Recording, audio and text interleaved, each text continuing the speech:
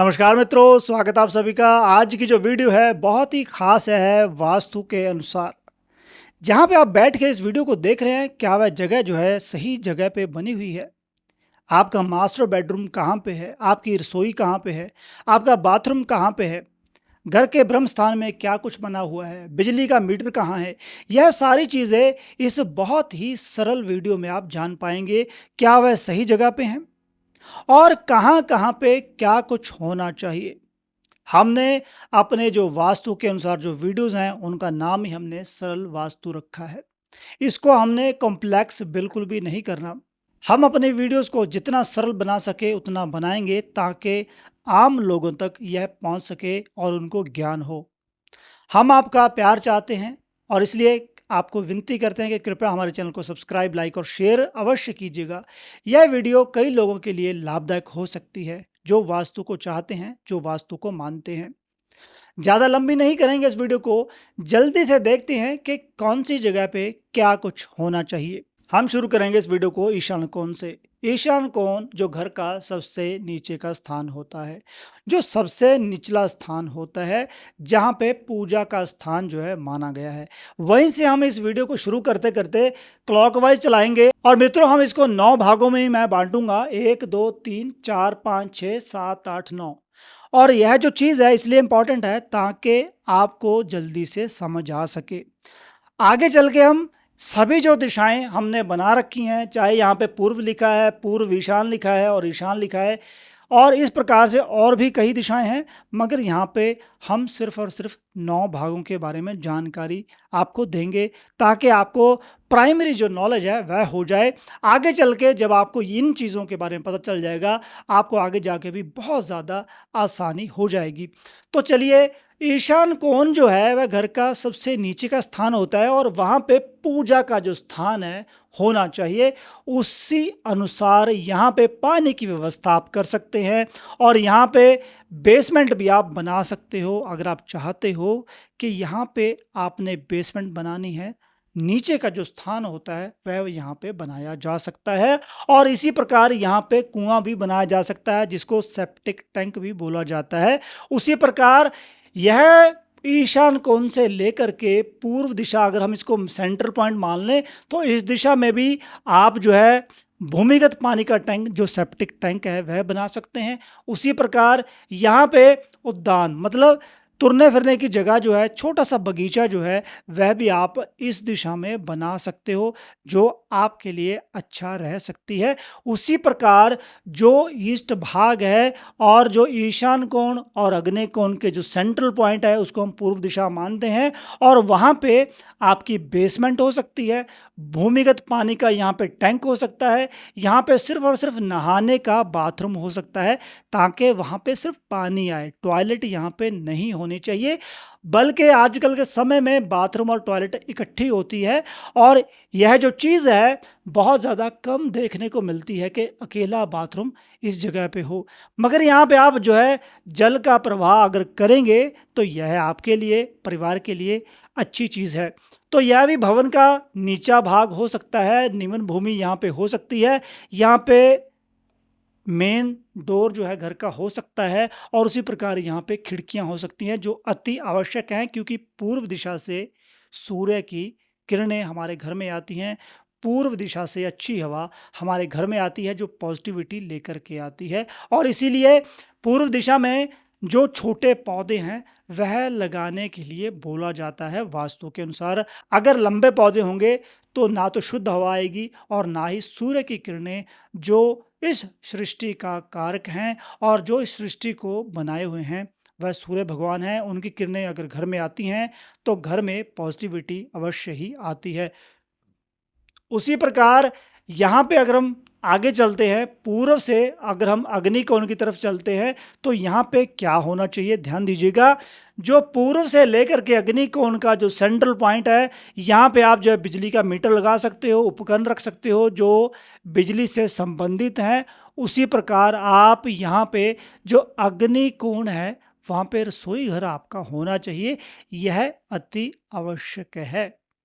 आम तौर पे घर में सबसे ज़्यादा समय गृहिणी जो है रसोई में बिताती है और यह जो रसोई का स्थान है यह अग्निकोण में होना चाहिए। और उसी प्रकार यहाँ पे बिजली का मीटर, अन्य बिजली से संबंधित जो सामान है वह भी अग्निकोण में होने चाहिए, जो कि बहुत ज़्यादा इम्पोर्टेंट है।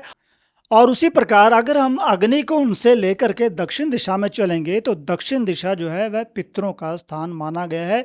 जब पितृ तर्पण होता है वहाँ पे दक्षिण की तरफ जो है मुख किया जाता है। और उसी प्रकार यह जो स्थान है पितरों का तो स्थान है ही है, यहाँ पे शयन कक्ष बनाया जा सकता है, यहाँ पे स्टोर रूम बनाया जा सकता है जहाँ पे आप हैवी सामान रख सकते हो, यहाँ पे बाथरूम टॉयलेट हो सकती है, या घर की ऊंची भूमि हो सकती है, यह भी घर का जो है ऊंचा स्थान हो सकता है। और उसी प्रकार दक्षिण से लेकर के अगर हम नैऋत्य कोण तक चलेंगे तो वहाँ पे भी आप जो है घर का जो मेन बेडरूम है वो इस दिशा में होना चाहिए, जिसको हम साउथ वेस्ट का स्थान कहते हैं। यह जो स्थान है यहाँ पे स्टोर रूम आप बना सकते हो, यह भी घर का सबसे ऊंचा भाग जो है माना गया है और यह होना भी चाहिए। जिस प्रकार ईशान कोण जो नॉर्थ ईस्ट दिशा है वह घर की सबसे नीचे का स्थान होता है, उसी प्रकार साउथ वेस्ट का जो स्थान है वह घर का सबसे ऊंचा स्थान होता है। इसको हम ऐसे समझ सकते हैं, सूर्य यहाँ से जब चलता है और जब यहाँ पे सूर्य आ जाता है 12, 1, 2 बजे,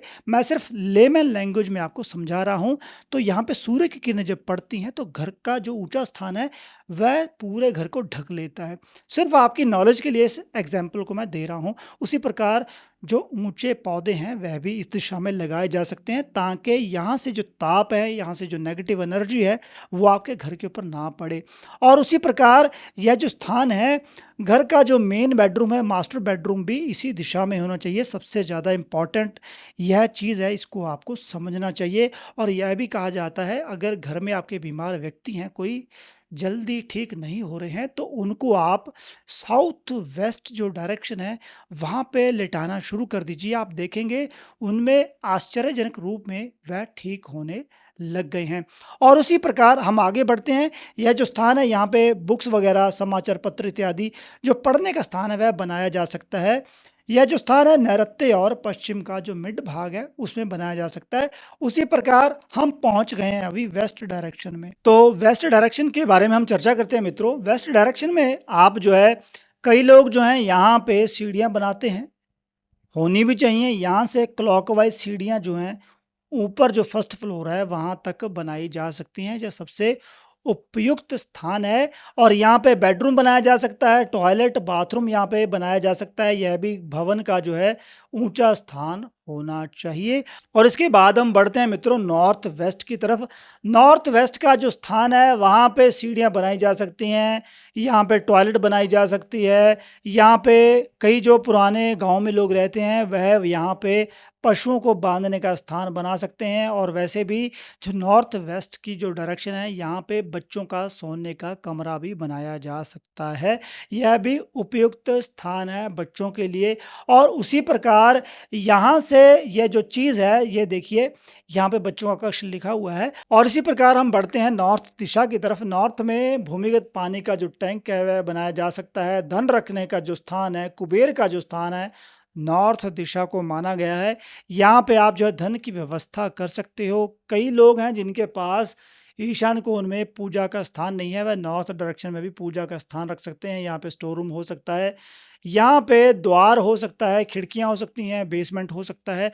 यह जगह भी खिड़कियाँ और दरवाज़ों के लिए सबसे उपयुक्त स्थान है।